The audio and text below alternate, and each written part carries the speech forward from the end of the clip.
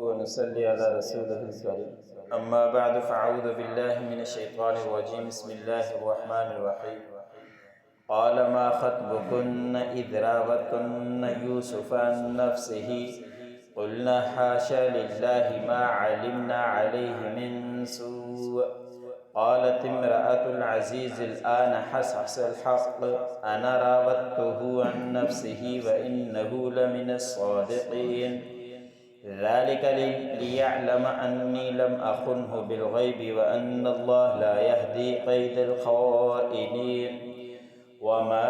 أبرئ نفسي إن النفس لأمارة بالسوء إلا ما رحم ربي إن ربي غفور رحيم۔ سورۃ یوسف کا درس چل رہا ہے۔ اسی سورت کی آیت نمبر 51 سے لے کر 53 تک تلاوت کی گئی۔ 12واں پارہ بھی مکمل ہوا، الحمدللہ 13واں پارہ بھی شروع ہو چکا ہے۔ گزشتہ آیتوں کے اندر حضرت یوسف علیہ السلام کے متعلق بادشاہ نے کہا کہ اس کو میرے پاس لاؤ تاکہ میں اس کو اپنا قریبی بناؤں، جو اتنی بہترین خواب کی تعبیر اس نے بتلائی ہے، اور تعبیر کے ساتھ ساتھ حضرت یوسف علیہ السلام نے تدبیر بھی بتلائی تھی کہ 7 سال سخت آئیں گے اور تم اس میں کھیتی خوب کرو گے، اس کے بعد 7 سال سخت آئیں گے، اس کے اندر تم کھانا جتنا تم کھا سکتے ہو باقی کو گوشے کے اندر ہی رہنے دینا، گوشے سے نکالو گے تو کیڑا لگ سکتا ہے، گوشے کے اندر جو چیز محفوظ رہتی ہے دانہ تو اس کو کیڑا نہیں لگتا، اس کو وہاں رکھ لینا، اور 7 سال پھر قحط والے آئیں گے، سخت آئیں گے، پھر اس میں سے تم کھاتے رہنا، اور پھر 15واں سال تمہارے لیے خوشحالی کا سال آئے گا اور اس میں آسانیاں ہوگی۔ جب یہ پیغام بادشاہ کو پہنچا تو بادشاہ نے فوراً کہا کہ اس کو میرے پاس لاؤ اور میں اس کو اپنا قریبی بناؤں، جس کا تذکرہ آگے آئے گا۔ حضرت یوسف علیہ السلام کے پاس جب بندہ پہنچا تھا تو اس وقت یوسف علیہ السلام نے فرمایا کہ پہلے جا کے بادشاہ سے سوال کرو کہ ان عورتوں کے بارے میں کہ ان کا کیا معاملہ ہے، اس کے بعد میں قید سے باہر آؤں گا۔ یہ بھی ایک صبر کا اندازہ ہے کہ حضرت یوسف علیہ السلام کو آگے چل کر تبلیغ کرنی تھی، اور اتنے سال جیل کے اندر گزارنے کے باوجود بھی صبر کیا، اور ساتھ ساتھ میں کیونکہ آگے چل کے وہ تبلیغ کرتے تو لوگ طعنہ دے سکتے تھے کہ آپ تو وہی ہو کہ اس سے پہلے تو آپ غلط کام کیا کرتے تھے، اب ہمیں دعوت دیتے ہو، تو سب سے اعلان یا یہ بات کہلوانا چاہتے تھے کہ تاکہ سب کو پتہ چل جائے کہ میں بری ہوں، میں نے کوئی غلطی نہیں کی، میں نے کوئی خطا نہیں کی، جس نے خطا کی تھی وہ خود ہی اقرار کرے گا۔ جب وہ قاصد واپس پہنچا تو آج کی آیت میں تذکرہ ہے بادشاہ نے تمام عورتوں کو جمع کیا اور زلیخا کو بھی جمع کیا، پھر ان سے سوال کیا کہ تمہارا کیا خیال ہے، کیا معاملہ ہے تمہارا، جب تم نے یوسف علیہ السلام کو اس کے نفس سے پھسلایا تھا کہ یہ تم نے پھسلایا تھا یا یوسف علیہ السلام خود پھسلانا چاہتا تھے، کیا معاملہ ہے، اس کی حقیقت بیان کی جائے۔ تو اس وقت اور عورتوں نے کہا کہ اللہ کی پناہ، اللہ نہایت مہربان ہے، پروردگار پاکیزہ ہے، نہیں ہم نے دیکھی حضرت یوسف علیہ السلام کے اندر کوئی برائی، ہم نے کوئی اس کے اندر برائی نہیں دیکھی، وہ تو پاک انسان تھے، اچھے انسان تھے۔ اور اس کے بعد اس سے بھی اندازہ کریں کہ حضرت یوسف علیہ السلام نے زلیخا کا نام نہیں لیا کیونکہ پھسلانے والی وہی تھی، اور بعد میں جو عورتیں آئی تھیں جن کا تذکرہ گزرا کہ انہوں نے ہاتھ بھی کاٹ دیے تھے، بعد مفسرین نے لکھا ہے کہ ان عورتوں نے بھی کہا تھا یوسف علیہ السلام سے کہ یہ آپ کی بڑی ہے، آقا ہے، اس کی آپ بات مان لو، تو تمام عورتوں کو جمع کیا، لیکن حضرت یوسف علیہ السلام نے زلیخا کا نام نہیں لیا، نہیں ایک عورت کا تذکرہ کیا، تمام عورتوں کو ملا کر کہہ دیا۔ اور اس کے بعد جب معاملہ سب کے سامنے ظاہر ہو گیا، واضح ہو گیا، تو اس وقت زلیخا نے بھی کہہ دیا، عزیز مصر کی اہلیہ نے کہہ دیا کہ میں نے ہی اس کو پھسلایا تھا۔ جب حق بات اب ظاہر ہو گئی ہے، اب میں بھی کھل کر بیان کرتی ہوں کہ وہ بے قصور تھے، انہوں نے کچھ نہیں کیا، میں نے ہی اس کے نفس سے اس کو پھسلایا تھا۔ حضرت یوسف علیہ السلام نے یہ اس لیے کیا تاکہ آقا کو پتہ چلے کہ ان کی عدم موجودگی میں اس نے کوئی خیانت نہیں کی، کہ یوسف علیہ السلام کوئی خائن نہیں ہے کہ آپ نہ ہوں اور پیٹھ پیچھے وہ اس طرح کی حرکتیں کریں۔ اس لیے بادشاہ کے سامنے یہ بات واضح کرنے،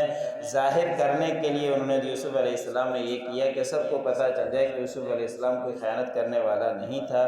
بن دیکھے پس پشت کوئی اس طرح کا اس نے حرکت نہیں کی۔ اور یوسف علیہ السلام نے یہ بھی فرمایا کہ جو اس طرح کے کام کیا کرتا ہے، خیانت کرتا ہے، چھپ کر جو تدبیریں بناتا ہے، اس کو کبھی بھی اللہ رب العزت ہدایت نہیں دیتے۔ ایک نہ ایک دن اس کی خیانت کا پتہ ہی چل جاتا ہے، پھر وہ کبھی بھی ہدایت نہیں پاتا۔ اس لیے یوسف علیہ السلام نے اپنے آپ کو صاف تمام عورتوں کے سامنے کر دیا، زلیخا نے خود بھی اقرار کر دیا تھا۔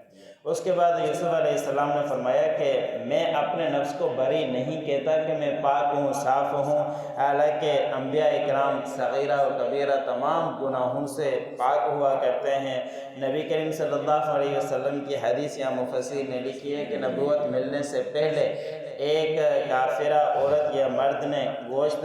تیار کیا اور اس نے بدھ کے نام پر گوشت تیار کیا اور تمام لوگوں کو تھوڑا تھوڑا جس طرح دیتے ہیں آج کل بھی، اس وقت بھی حضرت صلی اللہ علیہ وسلم کے گھر پہنچوایا۔ حضرت صلی اللہ علیہ وسلم نے سوال کیا کہ یہ کہاں سے آیا ہے؟ تو انہوں نے کہا کہ ہم نے یہ بدھ کے نام پر کاٹا تھا، اس لیے ہم نے آپ کو بھی bھیجا ہے۔ تو حضرت صلی اللہ علیہ وسلم نے سختی سے منع فرما دیا کہ یہ میں کبھی بھی نہیں لوں گا، فوراً واپس لوٹوا دیا کہ یہ میرے لیے جائز نہیں ہے میں کھاؤں۔ نبوت سے پہلے بھی انبیاء اکرام صغیرہ سے بھی کبیرہ سے بھی محفوظ ہوتے ہیں، لیکن اس کے باوجود بھی یوسف علیہ السلام نے فرمایا کہ میں اپنے نفس کو بری نہیں کہتا، بے شک نفس جو ہے یہ برائی کی طرف ابھارتا ہی رہتا ہے اور یہ کہتا ہے کہ برائی کر جا، کچھ بھی نہیں ہوتا، بعد میں معافی مانگ لینا۔ ہر کسی کے ساتھ نفس ہے اور یہی کام کیا کرتا ہے۔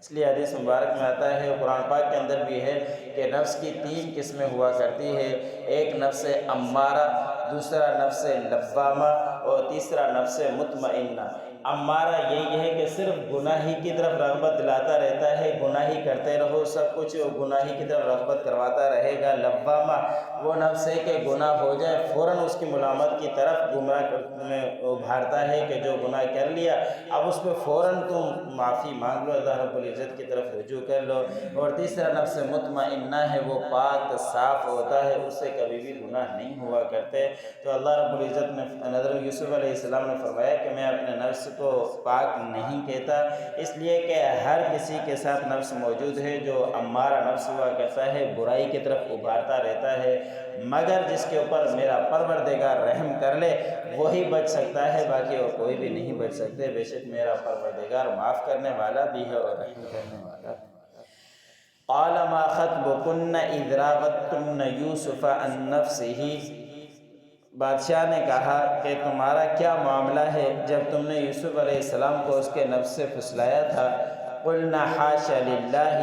انہوں نے کہا کہ اللہ کی پناہ،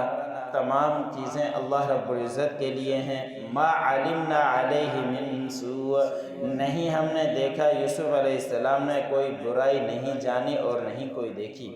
قالت امرأۃ العزیز الآن حصحص الحق، اور عزیز کی اہلیہ نے کہا کہ جب حق ظاہر ہو چکا، انا راودتہ عن نفسہ، میں نے ہی اس کو پھسلایا تھا اس کے نفس سے، حالانکہ یہی زلیخا پہلے بادشاہ کے سامنے انکار کر چکی تھی، اب اس کو بالآخر اقرار ہی کرنا ہی پڑا۔ وَإِنَّهُ لَمِنَ الصَّادِقِينَ، اور بے شک یوسف علیہ السلام سچوں میں سے ہیں۔